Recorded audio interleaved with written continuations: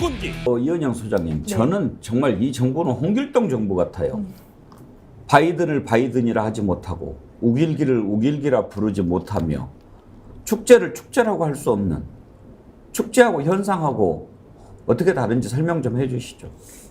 현상이라는 거는 책임질 만한 그런 내용은 아니다. 그 취지가 좀 담겨 있는 것 같아요. 그 말뜻을 우리도 잘 이해를 못 하잖아요. 159명에 그냥 압사하는 현상? 그러니까요. 그러니까는 그 자체가 일단 기본 인식이 잘못되어 있고, 저분이 지금 이제 업무에 복귀했는데, 제 생각에는 주민 소환 운동이 일어날 가능성이 굉장히 높다. 왜냐면은 그 행정 리더십이라는 거는 주민들이 그것이 잘못되었을 때 소환을 해서 파면을 시킬 수 있거든요. 그래서 지금 업무를 복귀를 할 수 있다라는 것 자체가 말이 안 되고, 아마 주민 소환 운동을 통해서 아마 좀 파면에 이르는 길로 가지 않을까.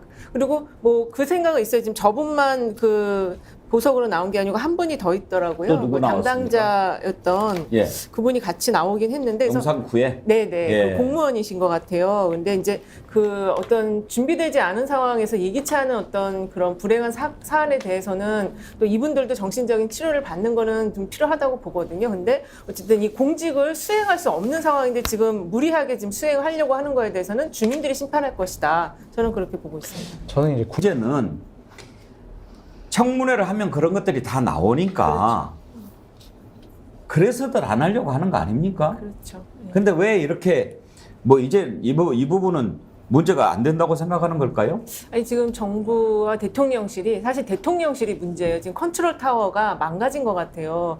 그 어저께 그 연합뉴스하고 그다음에 매트릭스가 이제 정기 조사를 했는데요. 대통령 지지율이 최근에 좀 올라가는 추세가 있어서 지금 대통령 지지율이 정말로 계속 올라가는 모멘텀을 잡은 거냐, 이게 이제 관심사였는데, 어제 나온 자료를 보면은 우선 100% 조사를 했는데 긍정평가가 36.3%, 부정평가가 58.5%로 다시 복귀를 한 거예요. 3대 6 구조로. 그래서 지금 이런 상황 속에서 이 학폭 문제는 지금 그나마 그래도 대통령 지지율이 가장 좀 높게 나타나는 데가 주부층이거든요. 근데 그 주부층에게 가장 민감한 이슈가 이런 학폭 이슈고, 지금 좀 전에 장 변호사님이 말씀하신 것처럼 학폭과 관련해서 최근에 교육부에서 종합대책을 지금 이번 달 말에 내겠다라고 발표까지 한 상황이에요. 그리고 지금 이 학폭위가 안 열리는 거와 관련해서 이 교감 선생님들이 그걸 주도를 많이 하는데, 이걸 지금 외부 인사가 들어가서 이걸 좀 학교에서 이제 선생님들과 교감 선생님이 주도하다 보니까 학부모가 좀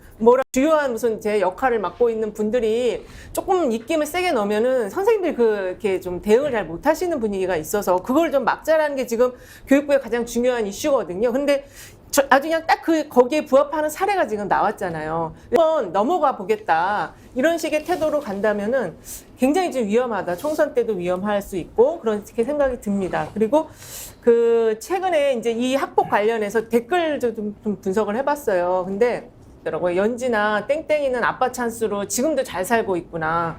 딱 지금 이 아드님이 어디서 뭐 하는지 모르겠지만 이분은 잘 살고 있는 것 같아요. 근데 그때 피해받은 학생들은 지금 어디서 뭐 하고 있습니까? 한번 진짜 살펴봐야 될 주제입니다. 예. 소장, 지금 어디로 봐서 이 언론 환경이 윤석열 정부에 불리하게 기울어진 운동장입니까? 그러니까요. 그게 지금 언론만 탓하는 게 아니고 여론조사도 가짜 뉴스다 막 이러고 있거든요. 근데 그 어저께 나온 매트릭스 조사 보세요. 정확하게 나오잖아요. 그래서 제가 볼 때는 이 정부가 이 정부가 아니고 이 대통령실이 핵심적으로 정치를 모르기 때문에 사실 자꾸 이렇게 신용을 내다 보니까 이 본령을 모르니까 신용을 내는데 그게 시대하고 안 맞는 거예요. 왜 그 많은 언론인 중에서 왜 이동관이라는 사람을 다 한물 간 사람이잖아요, 이분. 언론 환경이 이 MB 때 했을 때랑 지금이랑 완전히 달라져 있어요.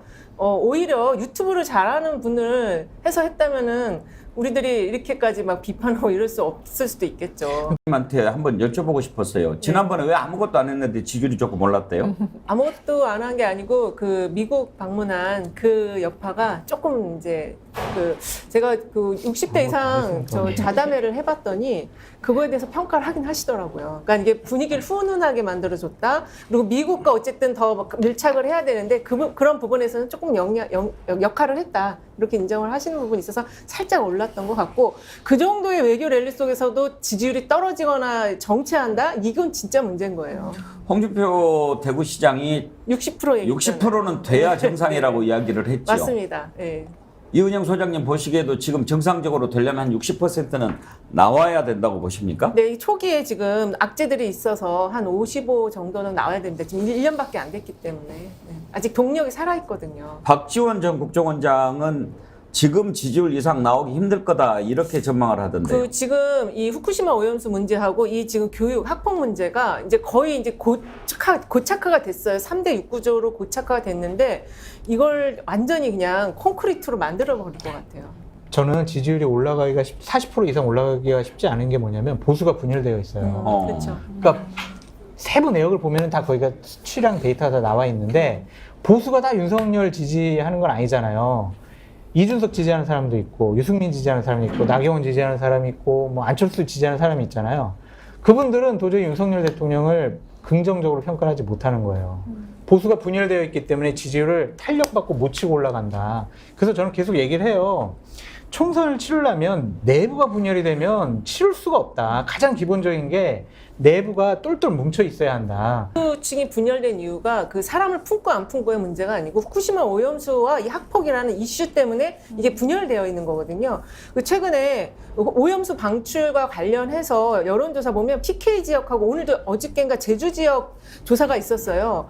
방출 반대가 거의 뭐 80%가 넘어요. 이거는 그 PK가 아무래도 그 보수의 텃밭인 지역인데 거기서도 막 80% 넘게 나오니까 이건 그런 이슈 때문에 분열이 돼 있는 거죠. 그리고 이제 그 갤럽 조사 보게 되면요. 얼마나 예를 들면 부정층이 견고하냐면 갤럽 올해 조사합니다. 올해 조사 전체로 보면 15에서 30%, 38% 차이예요. 그러니까 부정층이 제일 적을 때가 15%, 제일 많을 때가 38%인데 더 중요한 문제는 중도층이에요. 중도층 부정이요. 63에서 73인데요. 최대로 차이가 날 때가 뭐냐면 긍정층보다 50%가 더 많아요. 이 정도 상황이라면 구조화되고 있다고 볼 수밖에 없는 것이고 저는 이 정도 상황이면 대통령이 국정운영 방향을 바꾼다고 하더라도 3개월에서 6개월 정도 쭉 보지 않으면 변동하지 않을지라는 상황이 분명히 들기 때문에 저는 이건 매우 견고한 상황이다. 이 견고한 상황을 깨부술 수 있는 방법을 제가 볼 때는 노조 이런 파괴를 통해서 중도층을 분리하려고 하는 건데요. 저는 아무리 이렇게 한다고 하더라도 저 조사에서 아시겠습니다만 잘 변하지 않아요. 이런 부조층 같은 경우. 뭐 여론이 좋지 않은데도 민주당은 자아 비판해야 돼요. 이렇게 국민들이 부정평가 놓고 정부에 대해서 호의적이지 않는데 왜 우리 지지율은 올라가지 않을까? 아니, 민주당 지지율 나쁘지 않은데요. 나쁘지 않은 게 아니라 떨어지지 않는 게 아니라 그게 중요해요. 국민의힘이랑 비슷하거나 국민의힘보다 뒤지고 있잖아요. 이렇게 부정평가 높은데 그럼 그거는 민주당이 잘못하고 있다라는 걸 먼저 깨달아야 된다니까요. 이 정도면 25까지 가야 되는데 안 근데 가고 원래 있어요. 역대 정부에서요 야당이 이렇게 나온 적이 없었어요.